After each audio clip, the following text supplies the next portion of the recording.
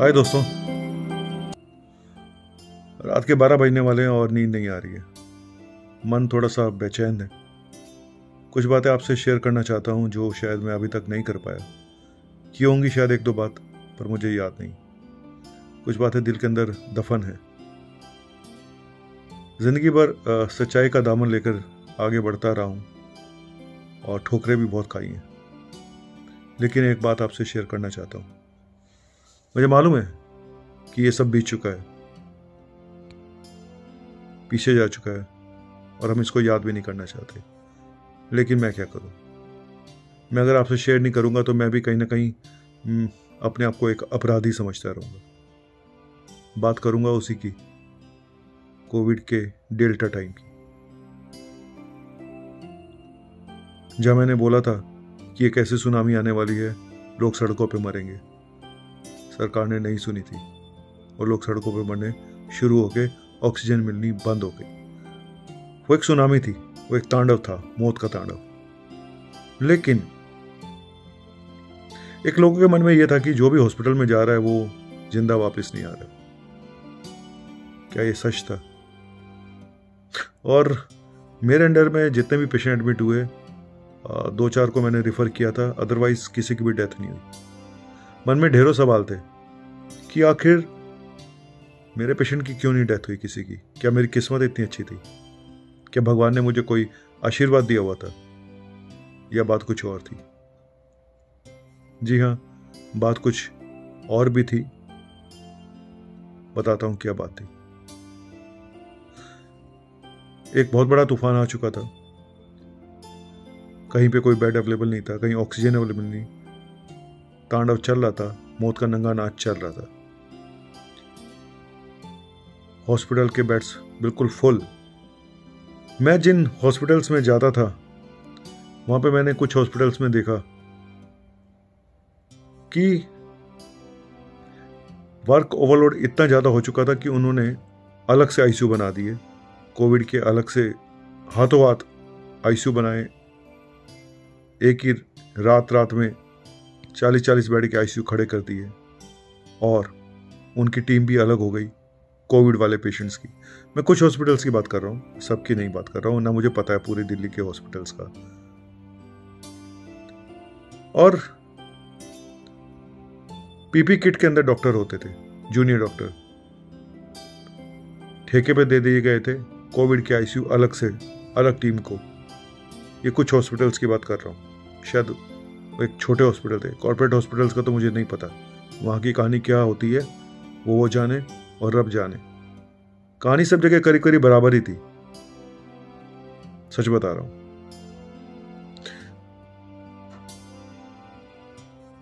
Covid के ICU अलग बन गए, डॉक्टर भी अलग हो गए। पीपी किट में कौन खड़ा है डॉक्टर, क्या डिग्री है, पता नहीं। ट्रीटमेंट दीवार पे लिखा हुआ है, एक चार्ट बना हुआ है, उसके हिसाब से ट्रीटमेंट दे दिया जाता था। फिर बोलूंगा कुछ हॉस्पिटल में पता लगा कि इनका इंचार्ज कहाँ है, जो इसको सबको देख रहा है पेशेंट्स को, क्योंकि ये तो जूनियर डॉक्टर है, इसको तो ज्यादा पता नहीं है। उन्होंने बोला कि ट्रीटमेंट लिख के रख दिया, हमने दीवार पे चिपका दिया, उसको देख के करते रहो। पीपी किट के अंदर कौन खड़ा क्या कर रहा था पता नहीं। हर इंसान ने ट्रीटमेंट एक दूसरे के ऊपर छोड़ा हुआ था और सामने कोई शायद मुश्किल से ही आ पाता था। जूनियर डॉक्टर ने नर्स के ऊपर छोड़ दिए। स्टेरॉइड दिए जा रहे थे, बहुत हैवी मेडिसिन, स्ट्रॉन्ग मेडिसिन दी जा रही थी। शुगर बढ़ती जा रही थी लोगों की और ट्रीटमेंट एक चार्ट के द्वारा हो रहा था, एक प्रोटोकॉल के तहत ट्रीटमेंट हो रहा था। इतनी शुगर हो, इतना इंसुलिन दे देना, ये कर देना, सब लिखा हुआ है, सब लिखा हुआ ट्रीटमेंट चल रहा था, एक प्रोटोकॉल चल रहा था। अलग से ट्रीटमेंट की जरूरत थी, हर पेशेंट को अलग से एक एक्टिव केयर की जरूरत थी सबको। लेकिन सब पैसिव हो चुका था, सब एक प्रोटोकॉल के तहत चल रहा था। शुगर 400 है तो इतनी इंसुलिन दे देना, 300 है तो इतनी इंसुलिन दे देना। कंट्रोल हुई पता नहीं, इंसुलिन तो दे दिया।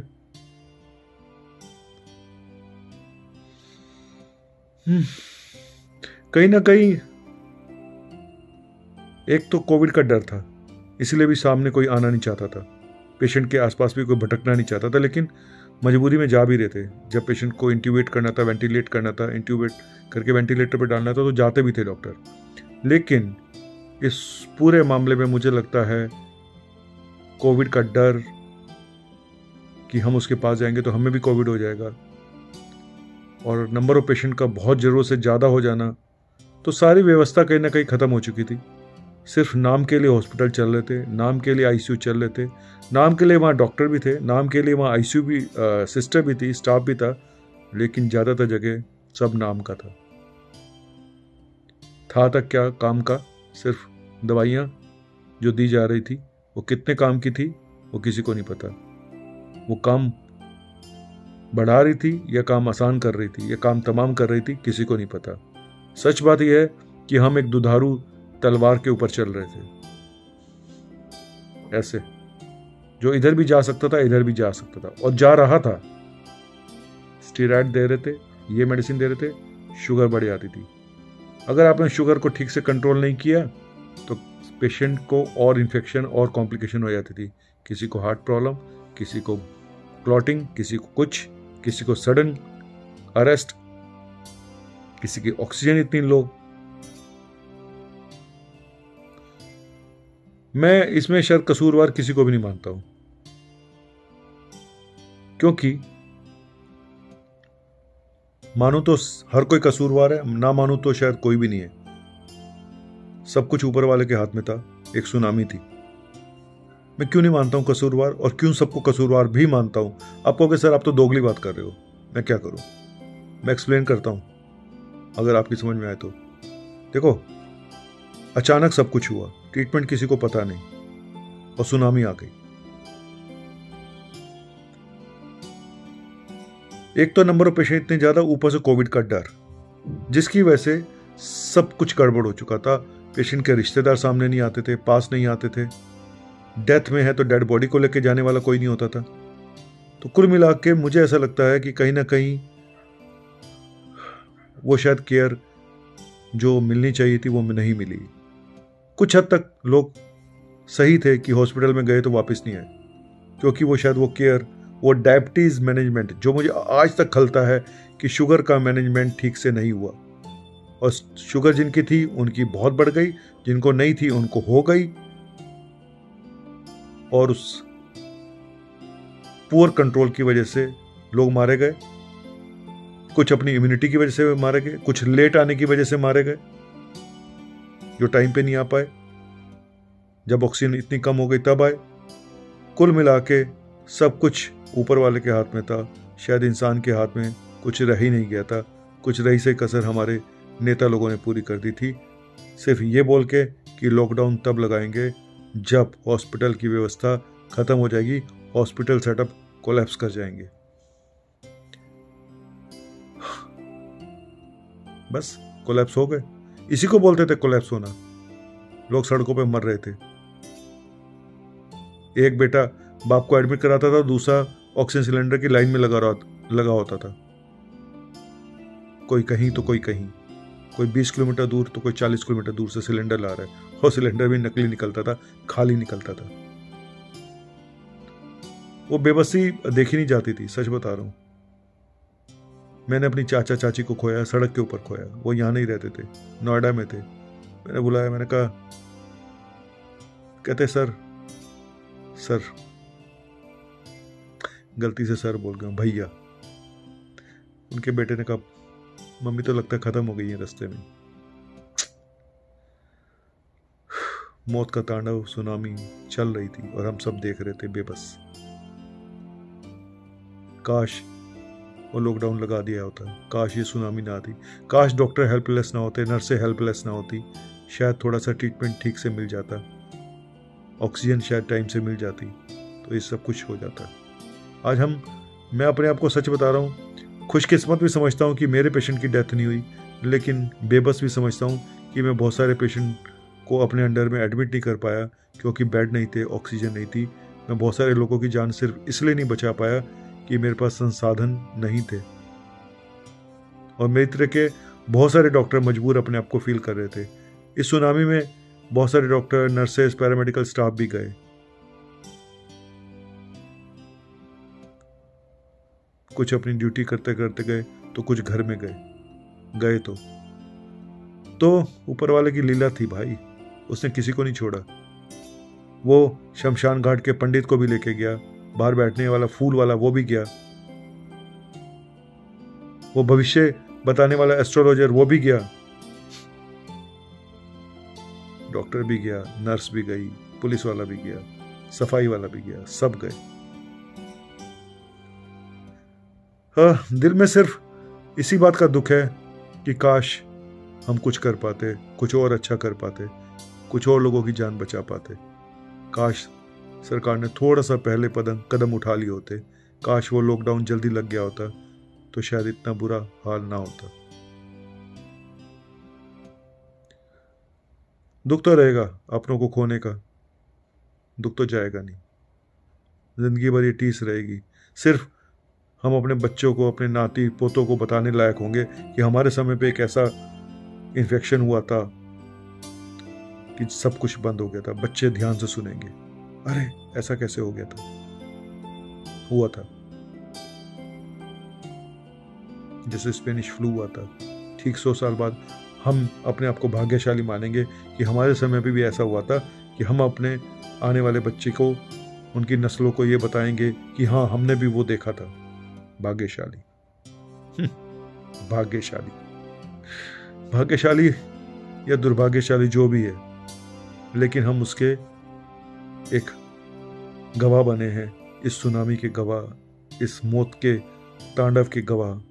हम बच गए, यही बहुत बड़ी बात है। आप बच गए, ये बहुत बड़ी बात है।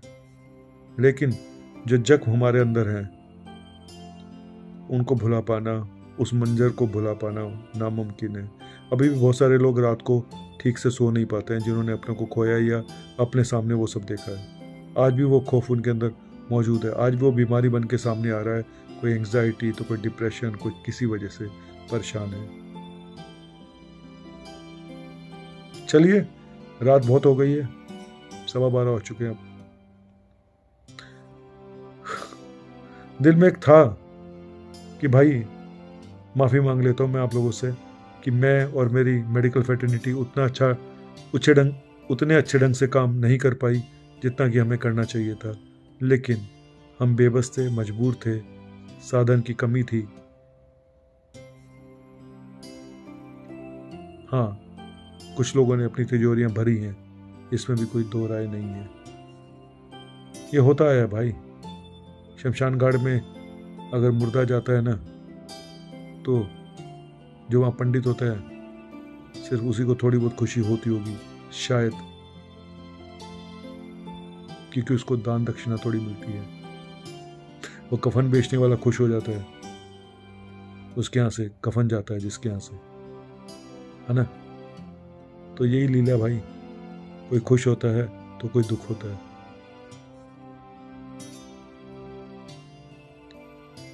लेकिन सुना है उस सुनामी में शमशान घाट में पंडित भी खुश नहीं थे, वो भी थक चुके थे। उनको भी मुर्दे अब नहीं चाहिए थे, किसी को भी नहीं चाहिए था, सिर्फ चाहिए था सुकून, जान बच जाए बस। चलिए, आप लोगों से माफ़ी मांग के मेरे दिल का थोड़ा सा दिल हल्का हो गया है। माफ़ी मिलेगी या नहीं मिलेगी पता नहीं, पर सच यही है कि हम सब मजबूर थे। पेशेंट के रिश्तेदार भी मजबूर हो चुके थे, डॉक्टर्स मजबूर हो चुके थे, हर कोई इंसान मजबूर था। इससे ज़्यादा मैं क्या बोलूं। जिंदगी इम्तिहान लेती है, दोस्तों की जान लेती है। आया तूफान और लेके चला गया। तूफान तो आना था और चले जाना था। तूफान आया और चला गया, लेकिन ले गया अपने साथ बहुत सारी जिंदगियां। बहुत सारी जिंदगी।